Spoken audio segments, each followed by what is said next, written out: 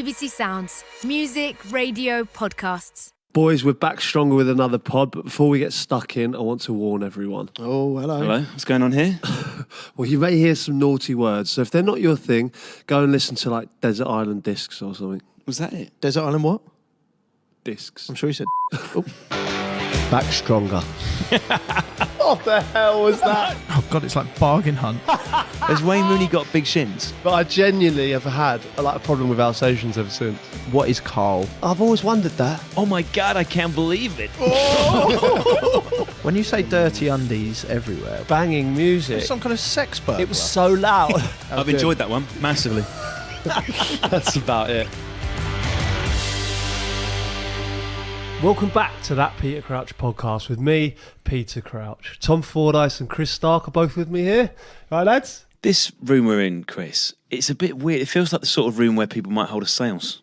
But this often happens with the podcast. We end up in a room which is like the upstairs of a pub or like the Smells back room of a pub. But this pub's very special, isn't it? It's a special, special place for me. Do you want to explain why? Tell us what's going on here. Yeah, myself and my darling wife Abigail had our first date here. Can I ask why you took her here? Because I live opposite.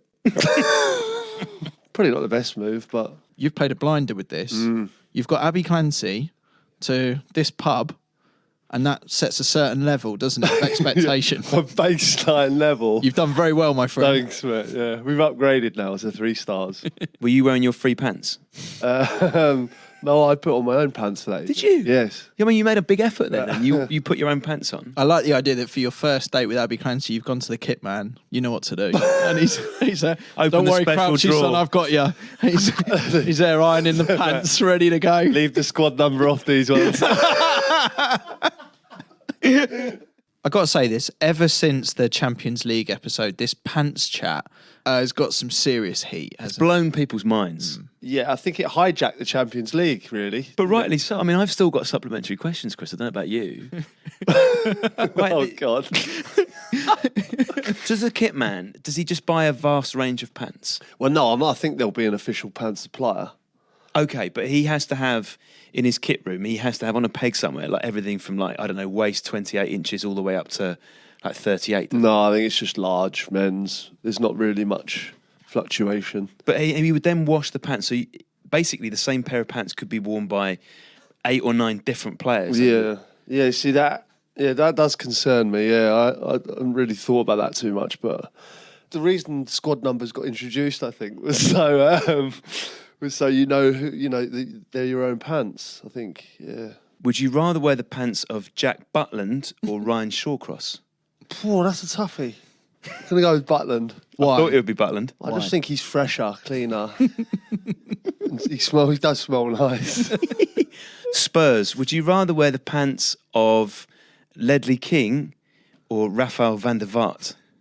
Why is this so tough? It's a great game, this. It's a good game. Everyone can play along. I'm going to go with Ledley. I think we've probably, yeah. Like, he's a mate. I've known him for years, yeah, and I know his background and stuff. I don't know. I'm just thinking Ledley. Don't know why. Right, your final one, Liverpool, Steven Gerrard's pants or Jamie Carragher's pants? Oh, I'll get Stevie's all day, yeah. Why? I'm not sure about Carragher's pants. No way. I'd answer the same, actually. Yeah. And I don't know him. Do you know what I mean? It's just a perception thing. I don't know. What would you go for, surely? I almost feel like I've got to stand up for Carragher's pants here. Boys, I'm buzzing about this Peter Crouch Festival idea, Crouch Fest, or whatever we're going to call it. I want to give a massive shout out to Martin in Oslo, who was the first person to suggest changing the name to Crouchella. Crouchella. Yeah, I'm happy with that. I'm happy with it, yeah. Because I think it will be the opposite of Coachella in every way. Yeah. I mean, it's a bit of a... I don't know, that festival. It's not like a festival. No, it's not a real It's one. pleased with itself. Pose around, don't they? Oh, mate, there'll be an amazing band or DJ on and they're all sort of bent over taking pictures of their arse in front of the stage. It's like, it's not what should happen in a festival, is it? Could we form some sort of pod supergroup for Crouchella? So we've got Scott from 5, obviously. I was with the Bastille lads earlier.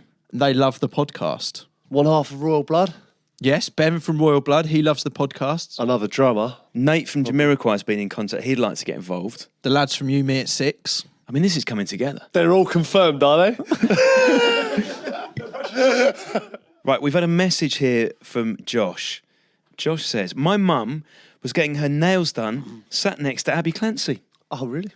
The two of them didn't talk, but my mum did overhear Abby asking the lady what she thought of her baby names. The one name that sticks out is Sam Rat. It's the obvious one, It's isn't the it? obvious choice. Sam for short, obviously. Yeah. Rat would be the nickname. Ratty. Come here, Ratty. Maybe you go for a first and middle name. Sam, middle name Rat. SRC, Sam Rat Crouch. It's not far off, is it? I mean, It's not far off, yeah. It's not far off. yeah, all good to go and everything. You ready? I believe so. Yeah. I mean, I've been okay. Yeah, I'm coping all right. you're all right? Yeah. How are you sleeping? Sleeping okay. She keeps me up, but Mate, I think you'd be a fantastic birthing partner. I think you've got that vibe about you. You're actually, in your company, you're a very relaxed persona. well, I think if I was hopefully, pregnant, I'd love you to be my birthing partner. Thanks, mate. That's the most beautiful thing you've ever said to me. The only problem with you is that I don't think you'd be able to pack the bag that you'd need to take to the hospital. Yeah, you know, that's with all true, the yeah. stuff in. No, You'd be no. useless at that. You'd need Kitman to do it, really. Yeah. Well, in all honesty, Ab does pack the hospital bag herself. All right, we got another message. Greg's been in touch, unfortunately. And he says, after Crouchy gave us his rendition of Informer by Snow, he sent in this. Sitting down, cool, my tippy girl. Police knock on the door, lick up my pal. Rough me up so I can't do a thing. Pick up the line when my telephone ring. Take me to the station, back down my hands. Drew me down cause I'm hanging with the snowman. And what you gonna do? Back in the trap. Slap me in the face to call him my cat. Had no clues and they want to get warmer. Sham won't turn informer. I feel like I've been stitched up here massively because you made me do that. You wanted to do it, didn't To you? be fair, probably. Right, we got a message from Barnesy who says he's 6'6". I once paid £250 to be your body double for the Pringles ad. It was the weirdest experience. I was knocking around with a serious aspiring actor who was standing in for a nail cut. But I was just hoping for a crate of Pringles and a chat with you.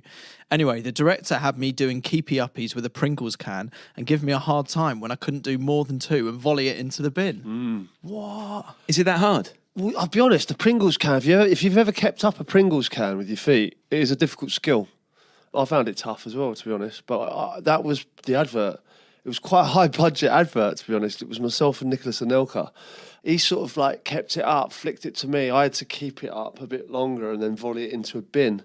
But it was difficult to do. Did you volley it into the bin, or did they have to use a clever cutaway where you've basically booted it into someone's face and then a runner has had to just throw it into a bin? Yeah. So, yeah, it was the second one. I did keep it up and boot it into someone's face.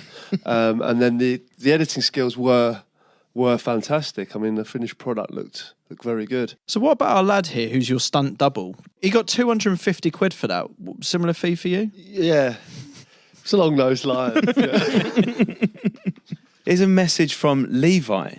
He says, me and a group of mates bumped into Glenn Johnson in Revolution in Liverpool. Does it sound realistic, Crouchy? Yeah, possibly, yeah. Okay.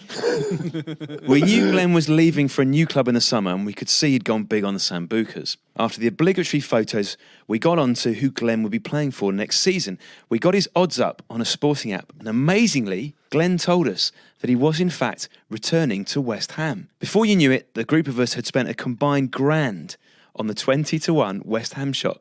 Later that summer, Glenn left for Stoke. And they actually did call me before that move, so I feel like I played a small part in them losing the money because I did sell Stoke. You persuaded him to go to Stoke. I did, yeah. Were you told to persuade him? No, he called me and asked me what it was like, and I gave a glowing reference. What were your top 3 selling points for Stoke? Finishing the top 10 for the last 3 years. Unfortunately, one of my selling points was we will never go down. That came to bite me in the arse, but that was one of my shouts. We were a stable club at the time, so You weren't told to get Glenn Johnson to come to the club, right? Which means that did you just miss him or want him there or something? You wanted a friend. No, he'd obviously been approached. I remember Jonathan Woodgate did the same to me when he was at Stoke. You'll call them up and find out what's the training ground like, how many days off a week do we get, Where's the nearest golf course? Like where can I live? Where do you live? Talk to me about the nightclubs. There's various questions that go round. Do you ever try put players off? When it's in the press about certain players in your position, I do often speak to the player who is friendly with this player and say, like, what's he saying? Is he coming? Or, am I packing my bags or not? Usually a player in that dressing room will know the player concerned. So when it's in your position, it's natural to say, like, is he coming or? So you read not? The rumours, and you do have a sort of vested interest in the rumours section. I always thought that was a bit of a redundant bit. I thought it was just one for the fans, really. No, definitely, God, yeah. I mean, especially when if it's touting around with signing forwards, it's like, well, you'll do for the moment, but you're not good enough. Yeah, the club's looking for a striker, and that's how you take it. It can spur players on, and it has spurred me on in the past. What the person who's signing for the club doesn't realise is that people like you are leaning on the other players in the background of it. It's really quite like, I don't want to say bitchy, but yeah. Oh God, there's loads of that goes on. Like for me personally, like it happened for years at Stoke. I mean, I sort of came in to replace Kenwyne Jones, and he was still there, and he was there for a while, and I knew that it was a bit awkward. You're a lion, mate. You're marking your territory, aren't you? You're pissing on the pitch there and saying like, just piss all over them. Piss on them. Come on, then challenge me. The best one for me was when I was at Liverpool, and then Torres came in saying, "Oh bollocks," so I just left. Crouchy's done the robot again because it's 100 Premier League goals for Peter Crouch. That Peter Crouch podcast from BBC 5 Live. Everything I hear about modern training grounds, Crouchy, the level of luxury, the standard of food, the fact there are beds there, it sounds like you could spend your whole life there. It sounds like you could live there. They are lovely now. I mean, it's not when I first started at QPR and Portsmouth, we had some very different training grounds, but it's all about the training ground, and it's all about the facilities there. And if they're nice facilities there, it's a happy, nice environment. And all the staff at the training ground are the staff that you see day in, day out. I mean, the ones at the stadium, you only see them one day a week, so. But when you go to a training ground, like, there's certain deal breakers, Chris, aren't there, when you go to a house, that everyone spends a lot of money on a kitchen. What's the training ground equivalent of a deal breaker? Well, let's go right back to the start. QPR, when I first started, we were trained at British Gas. Up in Acton. Sports ground in Acton. It was handy because I still lived at home. I was 19 and I got a lift from my mum down to the training ground. So that was handy. Very handy. It was literally 5 minutes from my mum. Well, that's a plus. Well, that was a plus. But then we got there and it was the most bizarre training ground you could ever be a part of. It was geared up for 5-a-side teams. So you had 12 changing rooms of 4 and 5 people in them. No way. Genuinely. No wonder we got QPR. relegated that season. Great for team spirit. No, honestly, yeah, QPR, yeah. So we were like, it was literally 5, yeah. And then each one had their own showers as well. So it was like, there was like a foreign group, an old group. I was in the young group. And then like a few others. It was bizarre. QPR must have seemed better than what you were having at a much younger age, surely. Yeah, at a much younger age, yeah, definitely. Yeah, well, I mean, it was just, having known what I know in the Premier League now, it's a million miles away from the training grounds I see now. I went to Villa, and Villa is a massive club, and the dressing room had Peter Schmeichel, David Ginola, Paul Merson, Dion Dublin, household names, so it was, that was an experience, obviously, going from that to that, and the training ground was a Premier League training ground. What I'd like to know, Crouchy, is if we walked into a training ground at our new club for the first time, what's the protocol? What should we wear? What time should we turn up? Let's make it clear, we're not coming in like Torres, Right. Send me going to Aston Villa. Yeah. All these big names. Yeah, it's like it's a sign in. We're probably a bit nervous. Do you know what I mean? It's a step up, big step up for us. Yeah. I can only go on what I was like at Villa. I mean, I was signed for a lot of money from Portsmouth. I think it was 5 million, which was quite a lot in those days for a young player to go to Villa, and then all these big names are in there, and I'm thinking, oh wow. But walking in and into the changing room, into the dressing room, I mean, I didn't know what to do. Do you wear a suit there? No, it's all casual at the training ground. But don't you dress for the job you want? Isn't that what people say? Isn't that the big advice when you get on a new job? You've got to dress for the role that you want, yeah. Right, okay. So I just come in with the number 9 That would have been amazing though, wouldn't it? Tell me what would have happened. I think I'd just been laughed at, to be quite honest. I'm thinking there's so many pitfalls for guys like yourself. What car you turn up in, that kind of thing. Like, maybe you're all sort of there, and you, as Tom said, like you're watching this one person come and just be like, it's a bad first impression. How can you, as a footballer, make a bad first impression on your first visit? In all honesty, certainly at Liverpool and England, you judged on the pitch like instantly. And the moment you sign for a new club or you get in the England squad, the rest of the players are judging you. I don't care what level that you're at. It happens, so you get judged like that. And I mean, I've been there knowing that I've been judged, and I've also been there when people are judging the new player that's come. And I've seen 10 million, 15 million pound players written off in one training session. Really? Genuinely. As soon as they've signed? Yeah, like, he's crap. Gerrard and Carragher were ruthless. Ruthless. They'd almost club together and watch the new player. Yeah, I mean, see it. And like, they would write off a player in the first training session, yeah. So how would they judge it then? Are they stick bad them? touches? So like as soon as we get into the box, you'd all be round. You have one player in the middle, and you can tell a player straight. You can tell a player straight away. And if someone has a complete mare in that, his touch is all over the place, and he's forever in the middle. You can tell straight away. And I think you'd give them a little bit of leeway in that because they might have just been a bit nervous, and then you go into the next, say, keep ball session. You might do a bit of finishing. In one training session, you can tell if they're a player or not. So that first training session's vital for the new player. It's nerve-wracking, yeah. And I've seen players have a nightmare and get over it as well. Majority of the time, they don't get over it, though. Really? Yeah. Did you know on your first day when you've walked into Melwood that you were going to be judged by Gerrard and Carragher? Gerrard's standards are so high. And he would wrap a pass into you with so much venom and expect you to control it. And I think a couple of times, it happened to me a couple of times where if it bounced off me, he'd just look at you like, "What am I playing with?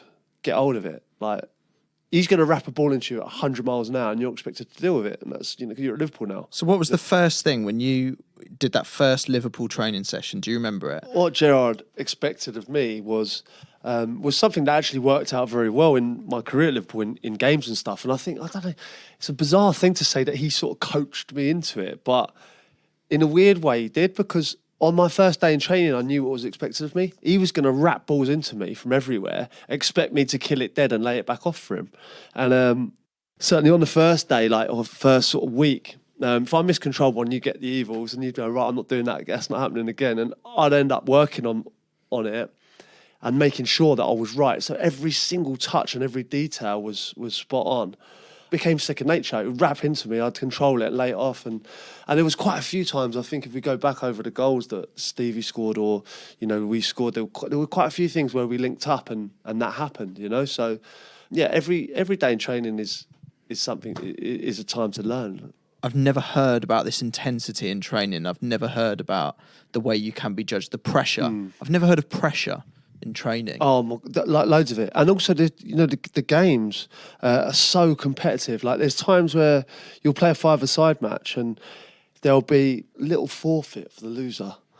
Tiny little thing. It's like life or death. A referee's decision, tackles are flying in, his last-ditch defending, scoring and things like that. I mean, I've seen it, especially, I'm talking about the top players here, like a Lampard or a Rooney in training. If you're the one that costs your team that, on that sort of five-a-side, you'll go for a drink and you'll find yourself on your own. Oh. Do you know what I mean? It's like you can see a couple of other lads whispering about fucking cost us, like one of those. But I think that's where the standards are. And I think I can imagine the same with John Terry and Frank Lampard at Chelsea. I can imagine the same with Roy Keane at Man United. I imagine Tony Adams or Patrick Vieira being the same at Arsenal. The top clubs and the top players, demand the best every single day. You sound like you loved it. Oh yeah, I did. It's a challenge, isn't it? It's a challenge you either rise to or you go under. I was in that intense environment, say 5, 6, possibly 7 years out of my career. I mean, we talk about like Lionel Messi or Cristiano Ronaldo. I mean, those standards are all the way through, you know. And listen, I set my own standards as well, but I've also been at clubs where those standards haven't been set. You know, you can get away with things, and sometimes you can have a bad training session and get away with it. But at the top clubs, and internationally with England and stuff, that you don't get away with it. Gerrard's given you evils if you fucked up, basically. Did he ever say anything positive to you? Would it get to, say, the end of your first session, and do the players then, at that point, you've sort of won their respect? Do they come over and welcome you in? There's none of that at all. It's not even like you get invited to a barbecue that early. Like, do you know what I mean? No one pats you on the back and it's like... Do you know, like, the acceptance is probably just, you know, getting spoken to. You know, having a laugh. It's so cool, isn't it, Chris? It's very un-Liverpool. You go on a night out there, everyone talks to you. No, Right. I mean, everyone's friendly, definitely. But at the end of the day, you know, if you only become one of the lads if you start doing it on the pitch. You know, if you're having a bit of a nightmare, it's like you do feel ostracised, and you know, no one really helps you with that. You sound quite unforgiving. So if you could see that someone's had a shocker, I'm not getting the impression here that you've had too much sympathy about the situation. You've got to succeed, haven't you? Or you go down, or, you know, people lose their jobs, or it's a serious business when you're in it. I know it's like, listen, I've always done it with a smile on my face, and I've always enjoyed it. But, you know, I wouldn't, if someone's having a nightmare, get them out, get rid of them. We'd be put down to that's basically. We are in massive trouble with this, aren't we? We're not getting an arm round us, going, don't worry, mate. It's like. But the game has changed. In all honesty, the arm round, it used to be a lot more ruthless, I think. When I signed from Southampton to Liverpool, there were times where I thought, oh, God, you know, is this for me? This intense environment. Because I was going through a barren spell of not scoring and stuff. I was thinking, do you know what? I could just go back to Southampton and I could just, you know, enjoy it again. But I'm so glad that I stuck it out and came out the other side and achieved it. But you went home after your first day. You know, you must have felt good about yourself after that first day. Yeah. You go home and yeah, I mean, what did you say to Abby? Like, it's I didn't set the world on fire for my first day. Do you know what I mean? But I held my own, and I thought, you know, that's all right. That's okay. That will do. do. So I'm like, you know, there were. So yeah, it was good. You can tell that respect. I think you can see that respect, Chris. If you go back and you watch some of Crouchy's goals to Liverpool, Gerrard is often the first one there, and you can see there's a chemistry between you. There was, and then Torres came along and he cheated on me. Ruined it all. Do you think Gerrard liked you more than Torres, though? Probably not when he got 30 a season. That Peter Crouch podcast from BBC 5 Live. There's one room, Crouchy, at the training ground that fascinates me. Mm-hmm. That is the manager's office. Yeah, so many a time we've had to knock on the door. It's like, if you're not playing, that's when lads are fuming, banging on the door, want to go in. Do you have to sit outside before going? Yeah, to so it's the like you do. headmaster? We knock, and like if he's in there busy or something, you have to wait a bit. And Come. That's a horrible wait because you've built yourself up. You know, if you're not playing, you go, right, I'm going in Monday. That's it. And you build yourself up, and you go, right, I'm going in there. You bang on the door, and you barge in, and he's having like a team meeting, and he says, "Give us 5," and you go, bollocks. No, sir. And you go back into the canteen and stew over it and go, oh, maybe I should do it tomorrow. They always say, my door's always open if you want to come and see. They don't mean that. They don't want you in there. Have you ever had a situation where you knock on the door and they're like, don't come in. Don't come in. 2 minutes. Do not come in. Do not open the door. Sorry, Rafa. Is that American Pie one? Or is it In-Betweeners? Yeah, Is that floppy hand. One thing I will say is when you go into a manager's office, quite often on the board behind them, you can see like the team. You know, you always forget that. So you go in there, and I'm looking at him, and I'm speaking to him about, it could be something about the Christmas do, you know, what day should we have it or something. And I'm looking at him, I'm looking right above him, and I'm not on that. And you'll have like a starting 11, you'll have like a bench, and then you'll have like 5 or 6 players over here. You know, not the get included. rid players. You know, if you're not, it's so funny, and I think quite often managers forget that they're there because they're so often with the coaches and discussing players, and they forget that players sometimes come in there. Out of the managers you've had, who was the most intimidating? Capello, without a doubt, would have been the toughest to go and see. Sven was like your mate, really. You could always chat to him about anything. So you walk into Sven's and he gets you a drink out the fridge. And Sven's doing yoga. He was all right. Come in and join me, Peter. Peter, what would you like to drink? Sven's, yeah. I have your favourite. Yeah. They must set up differently. Like, I imagine the managers that wear suits, it's generally a bit neater. Pulis and that was probably just a bit more like throw things there. Picture of wife, that kind of thing. But you know what I mean? Like maybe a calendar with the wrong month on, that sort of thing. He's got his cap on, the hat stand. He's got his club cap hanging up on the hat stand. Yeah, it's just a few bits like here and there. Takeaway boxes. But are there any managers that you've gone in and there's like, I can imagine Capello, you walk in and there's like decanted bottle of red wine on the side. Phallic Roman art. Yeah. With England, we didn't have St George's Park then, did we? So it was mainly just a hotel room that he was in, if you wanted to go and see it. That's fucking weird, isn't it? Like, no, you knock on the hotel room and what, you sit on the bed when you have the chat? Would he be in his complimentary bathrobe? Yeah, I mean that was weird actually. Yeah. Peter, that's Sven again. He's in his robe. Well, yeah. Come sit next to me. Come, take a seat. You just sat on the toilet while he's in the bath. Don't worry, keep talking. It's an awkward bit. Can you get the loofah, Peter, for me? I can't reach this big. You can play tomorrow. Can we get off the manager's office now? Yeah. Is there a lot of staff at the training ground? Literally, as you go in, you got the security guards. You go through there, and you'll have a receptionist.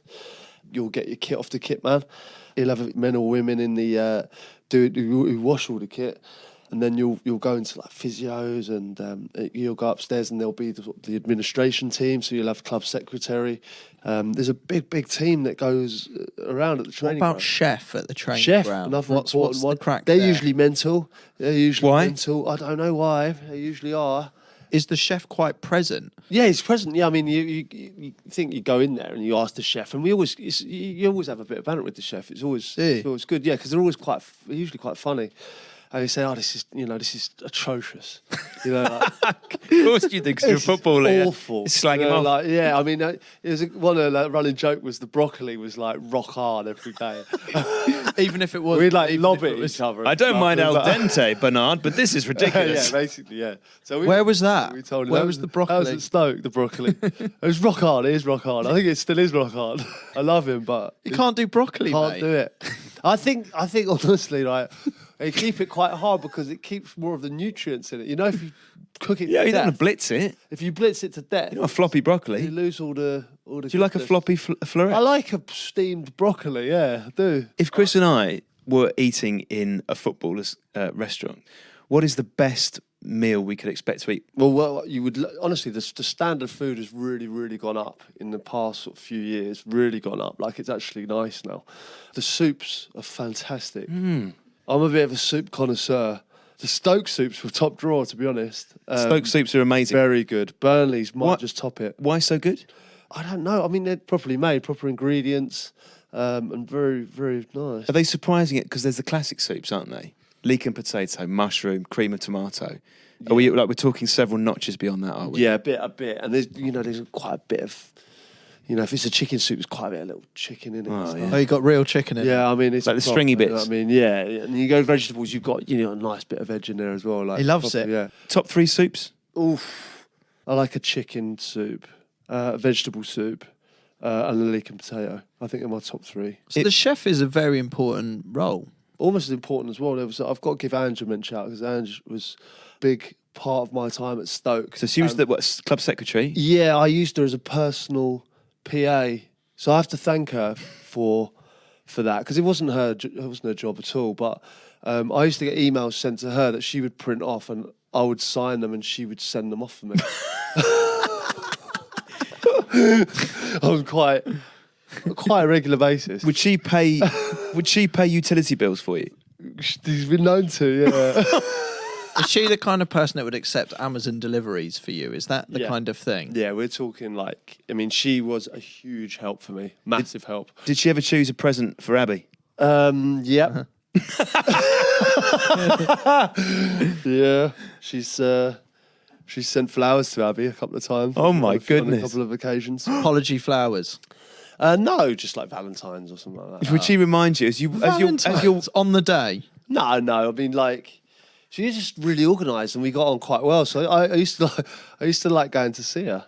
So Crouchy will spot a nice picture of, 3 pairs or something, but Angie will be the one pressing buy and getting it delivered. That's how it is, right, mate? Pretty much. Yeah. Yeah. I mean, yeah, she was a huge help for me. I think you're so lucky with that, because I don't think many people get that in their lives where, let's say you want a place to escape to. It feels to me that you get through security at the entrance of the training ground and then you're safe. safe You've got your space. own... You can't get hassled there. It's a place of work, but it's also somewhere you can sort of escape to legitimately. Rafa he built beds in Melwood at Liverpool because mainly for the night games. So we would train in the morning and then you'd have to go to a hotel in the day. And I don't know if you know this, but usually you have a kip like in the afternoon before a night game. So you're just like ready to go at night. But how do you do that? I think you're conditioned as a footballer like that's, you know that there's a lot of night games and you just get used to it. You just go and have a sleep. But this is what you do with small children. Can you imagine Benitez coming in going, right, boys, bedtime now? Is it kind of a similar situation? You go Stroking into a Craig nice Bellamy's calm- face. A calm place. Quiet, Craig. I've got your favourite blanket, Craig. Do you know it's genuinely like that? Would they have separate rooms? They're like sleep pods, or it's like a dorm? They were it's like a dormitory, yeah. But we had 2 beds. I used to be in with Finnan usually, and we would. It was nothing in it. It was just 2 beds. It's so funny. Can you imagine all the fans and everything are in the pub starting to drink, Smashed the up, game, yeah. like, get straight out of work, straight in the pub. What you don't realise, the team are having a little nap. It's incredible. Do you know, I did find it weird that because it's like the calm before the storm. You think about it, they're like certainly those Liverpool games. I'm talking about Champions League nights. You know, I'm sitting in. I'm sleeping in a little single bed at Melwood, and we're about to play Real Madrid. I've got an image in my head, Chris, of maybe Stephen just sleeping a little bit too much, and Crouchy just leaning over and going, "Steve, it's time for Real Madrid." Crouch going for the spectacular. Oh, what a goal from Peter Crouch! That Peter Crouch podcast from BBC 5 Live. When you're injured, then what's the situation? Is the training ground a nice place to be, or does it suddenly become a bit like going to hospital and a bit? Yeah, it's a bit rough. Some of the players, like Ledley King, for instance, obviously Ledley's a good mate of mine, and he just, it was amazing, his regime. We would go out and train, and he'd just be on an arm bike like that. An arm bike. And it was tough. And then he'd go for a swim down at the local pool. You're not doing football every day, then, and You're not with your mates. That's the worst thing. Surely we just never saw him until a Friday. You know, they'd sort of wheel him out. And he'd do a bit of team shape. It's walking around in a nice big thick winter coat. Yeah, basically, yeah. And then on a Saturday, it was amazing how he managed to produce. But yeah, I mean, it's such a lonely existence. Are there loads of arguments at training grounds? There's so many arguments with managers. If you think about it, if you're not playing, and some players are real arseholes when they're not playing. They're cancers around the club. You know, and some managers have to farm them off to the kids because they are a bad influence, and some players are quite. So if they're quite loud, they've got a voice in the dressing room. They can take other players with them, and we have seen it in recent times where managers have been sacked, and the team will pick up and say finish in the top, you know, near the top of the league, and you think, well, how can that team finish there with this manager and that? It's things like that where players aren't playing. It's like, well, why am I not playing like that? He doesn't it's like just forming little cliques and causing friction in the camp that, you know, against the manager. And it happens more like in this day and age than it did sort of Does it? a while back. Yeah, because definitely. the players don't sort it out as much now. Yeah, probably so, yeah. And I think there are more, you know, people have got more opinions and stuff like that. And I think they can take players with them. Players are impressionable as well. And if one big voice is saying something, you know, you can form a cell, you know, and it's not good, without a doubt. And I think, you know, if you're a manager, you need to weed that out. And I think that's when the real battles occur. You must have more arguments at a club level than, say, international level? Yeah, because you're with each other every day, and Yeah. you're getting each other's nerves, and people wind you up like on a sort of daily basis, and you go, I'm just going to nail him today. One of those you do. You just go through him or something, and then a fight will happen, and there are things like that go on all the time. Have you had a fight? Yeah, I've had a few scrapes. Yeah, definitely. Yeah. I think everyone has. Yeah. Is it like a playground fight where everyone else gets massively excited and forms a cycle, go fight, fight, fight, fight, and then the two people who are actually having the fight go, oops? Yeah, it's similar to that probably. Yeah, it's very rare that sort of like punches are thrown and they're left to it. It's usually people jump in. Is it a better fight than what you see on TV during the matches? Oh God, yeah, because you can't get sent off, can you? So you can have a right go. Do I hadn't thought about that. You can't get sent off in training. Yeah. Exactly. It's a free for all. It's like when you play FIFA and you do it. It's great. You just put in any challenge you want. That's the nearest I get. Yeah. Have you ever seen? What about arguments between, say, managers and players? So I remember watching this thing with Brendan Rodgers bollocking Sterling, and he was quite new at Liverpool. Mm. Sterling said steady. I think it was just that one word. To Rodgers. And Rodgers was like, I know what you said. Like, that's quite intense. I've seen managers lose the plot with players. Lose the plot. Yeah, completely. Harry? And God, loads of times. A manager thinks a player's not putting it in. I saw that. I've seen that happen. I've seen one particular player when we were at Spurs. It was obvious that the manager didn't like him and he didn't like the manager, and he was getting told to come back for afternoon training sessions, really, to sort of just to piss him off and make him leave, really. And there was one, we had a 2v2 session, so it was like obviously 2 players there and 2 players there, 2 goalkeepers, and they're intense because you can't lay off to anyone, so you've got to run at players and then you've got to defend, you've got to run, you've got to defend. It's tough, it's hard work. And this particular player was getting it off the keeper, dribbling a bit and pretending to sort of like do something and then chop back and just pass it back to the keeper. And he did it 4 or 5 times, and it got to the stage where the manager basically called him out and said, if you don't want to fucking do it, come back this afternoon. And he was already walking in and giving him the thumbs up, see you this afternoon. So before he'd even said you're back in the afternoon, he said, get yourself in. He went, see you at 2 o'clock. That Peter Crouch podcast from BBC 5 Live. Right, so that was us talking about training grounds. I hope you learned a little bit about what goes on in my day-to-day environment. I did. There was a lot of stuff there, Chris. Like, you and I love football, don't we? We've watched it for many years as fans, but there was stuff there that I didn't know about. I'm still slightly terrified by the idea of going into a training session with Steven Gerrard. I think I'd crumble. Oh, I definitely haven't got the minerals for something like that. I mean, that's what I've realised. Like, I think where I've thought that you guys have sort of dossed around in training, it's kind of like, if you're good enough to play for Liverpool, you just do some token training and you get paid too much money. I'm starting to learn that there are different pressures to it, which I don't think are properly explained. I know we said that Pants Chat was banned for this episode, but we've got a message from someone called Nick. And Nick says, I can vouch that players get provided pants by the kit man. When I was playing junior football, our goalkeeper knew the Chelsea kit man. One time, John Terry had to quickly get on and didn't have time to put on his white Umbro pants that were provided. Knowing I was a massive Chelsea fan, the goalie bought them to our next game and gave them to me. They were massive. They were hung up in my bedroom for 12 years until I moved out the house and they got thrown away. What? He had John Terry's pants hanging in his bedroom for 12 years. It's legitimate kit, though. If you think that, whereas I remember having the Euro 96 shirt just hanging up in my bedroom, I didn't really want to wear it. I just wanted to look at it. Now that we know that, the pants are part of the football kit, why not? We've had a message from Patrick. Great. Hi, Crouchy. Just came out of a Drake concert at the O2 the other night to find a slightly tipsy Michael Antonio. He was conducting the traffic standing on the middle of a roundabout. Not all heroes wear capes. What? Does that sound, the way that Patrick has described that, it sounds like Michael Antonio has actually done a massive favour for the traffic leaving the arena. Well, it's carnage, the O2. I don't know if you've been to it. Well, it's on a peninsula, isn't it? It's This is the problem. carnage, like trying to get out the O2. Yeah, so, I mean, he's probably just doing his bit to get home. You like a few concerts, don't you, Crouchy? Yeah, you love your music. Yeah. don't I you? mean, Drake's not really my thing. Is he ubiquitous in football, Drake? Bit of a soundtrack, everyone likes him, don't they? So How are you getting on in the like with Burnley? Are you dominating the music there? Or no, not at all. going anywhere near it? No, I'm nowhere near it. Yeah. Who's in charge of Burnley in the music? To be honest, I don't even know who puts it on. I think it's like the kit man, but there's like a little mix of dancey kind of tunes. But I quite like it. It's good. It's like a bit housey.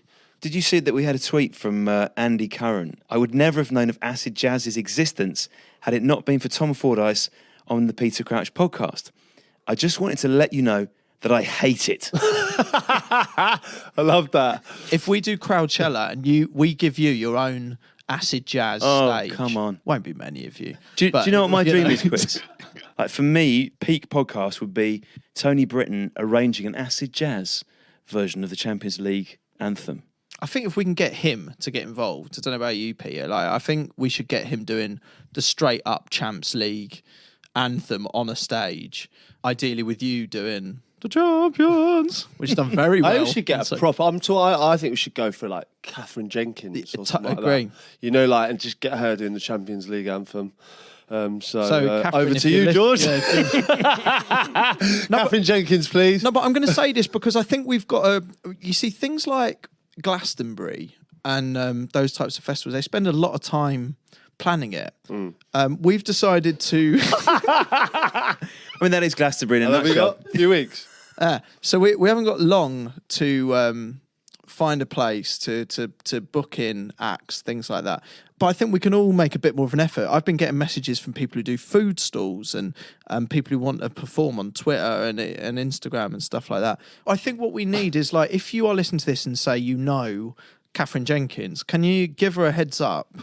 Tweet her, do whatever you've got to do to try and get her to come perform the Champs League anthem. If she's not showing any kind of interest or liking your tweets or anything like that, go find someone else, but let us know. The point is, like, we can't just take this all on ourselves. Well, I was thinking, if you know Catherine Jenkins, you must know Charlotte Church. Exactly, one of them. She could do it.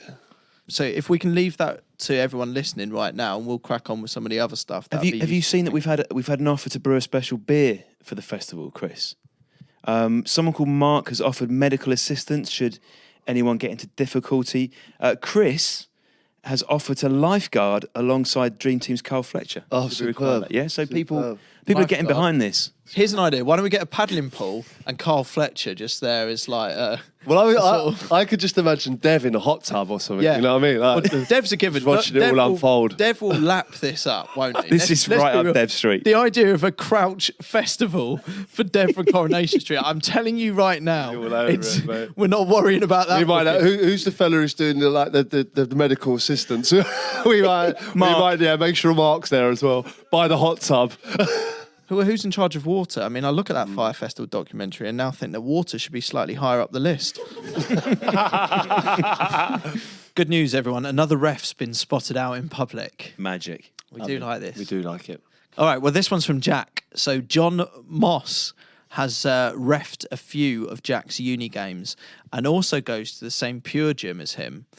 Instead of wearing gym clothes, he turns up in the refereeing warm-up gear with the EA Sports logo on the jacket. Yeah, but see, I don't mind that. Like, you know, if I went to the gym now, I'd probably wear an old pair of like Portsmouth shorts or something. Do you know what I mean? Or, you know, like, that's just the gear he trains in. Is that the way we're looking at this? That he's just thrown on whatever he's got. We're not thinking that John Moss is thinking, this is going to impress people down at Pure Gym. They'll see I'm the referee. They're going to recognise the referee's warm-up jacket when they see one. Well, no, because no one will recognise him if he wears his own clothes. No, they wouldn't. You know I wouldn't. You know, they can go. It's like superheroes, aren't they? You know, like they can walk among us. They walk among us. Talking about referees, boys, a quick Mike Dean update. Oh, good. Oh yeah, great. Do you remember we heard from Sophie Walker last time? She's a professional golfer, and Mike Dean caddied for her. She's got in touch to say, because Crouchy, you dismissed the fact that he played off 5. I didn't dismiss it. I was just a bit dubious. I asked questions. You were massively I dubious. wanted more information. Sophie says Mike got his handicap down to 4 Wow. in November, and she says, and I think in a slightly put-out voice, this is not a 12-mile fun fact. This is an actual fact. That he's got down to 4. So Fair play. he's a better golfer. Mike Dean, a referee, is a significantly better golfer than you, Peter Crouch. Yeah. How does that feel? No, yeah, that's Doesn't believe It's it. good. No. God, yeah, I'm not very good at golf. We so- can settle this. I see this very much as like the Tiger Woods Phil Mickelson showdown. This is just two of the big dogs. Mickelson Woods, Dean Crouch. Mate, It's not. It will get It's an not audience. like that. I think we're all agreed. This will be massive. Pay-per-view. It would be massive. Dean on the course. Crouchy, you'll be playing for every player. Because every player will want you to win this, right? Surely. You don't want to lose to Mike Dean. I don't. Dean, the challenge has been laid down. To the next pod. To the next pod. We go again. Back stronger. That Peter Crouch podcast from BBC 5 Live.